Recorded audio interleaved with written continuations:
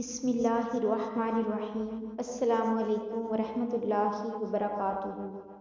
فرشتے ہاروت اور ماروت کی توبہ کا واقعہ۔ حضرت عبداللہ بن عمر رضی اللہ تعالی عنہ سے روایت ہے کہ انہوں نے نبی کریم صلی اللہ علیہ وسلم کو یہ فرماتے سنا کہ جب حضرت آدم علیہ السلام کو زمین پر اتارا گیا تو فرشتوں نے کہا کہ اے ہمارے رب، کیا تو اس زمین میں فساد کرنے والے اور خون بہانے والے کو بنا رہا ہے، حالانکہ ہم تیری حمد و تقدیس بیان کرتے ہیں؟ تو اللہ تعالیٰ نے فرمایا کہ میں وہ بات جانتا ہوں جو تم نہیں جانتے۔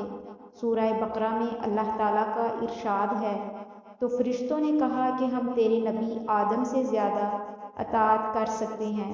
تو اللہ تعالیٰ نے فرمایا کہ ٹھیک ہے، تم 2 فرشتے لاؤ جنہیں ہم دنیا میں اتاریں گے اور دیکھیں گے کہ وہ کیسے اعمال کرتے ہیں۔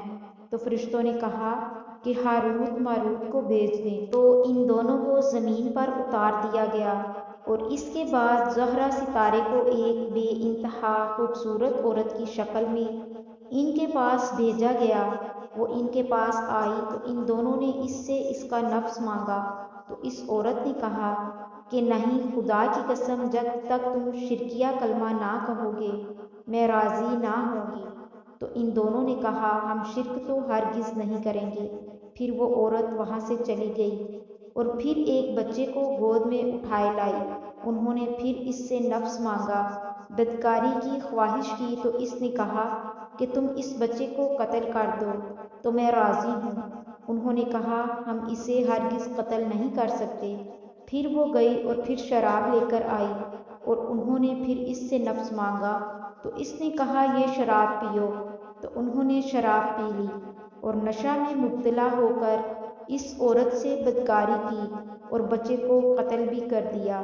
جب یہ ہوش میں آئے تو اس نے کہا کہ تم جن باتوں کو منع کر رہے تھے انہی کاموں کو تم نے نشے میں آ کر انجام دے دیا۔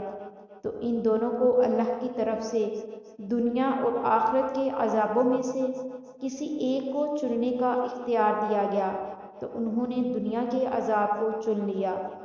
حضرت معاذ رضی اللہ تعالی عنہ سے روایت ہے کہ انہوں نے کہا جب ان دونوں کو ہوش آیا تو ان کے پاس جبریل علیہ السلام اللہ تعالیٰ کی طرف سے تشریف لائے۔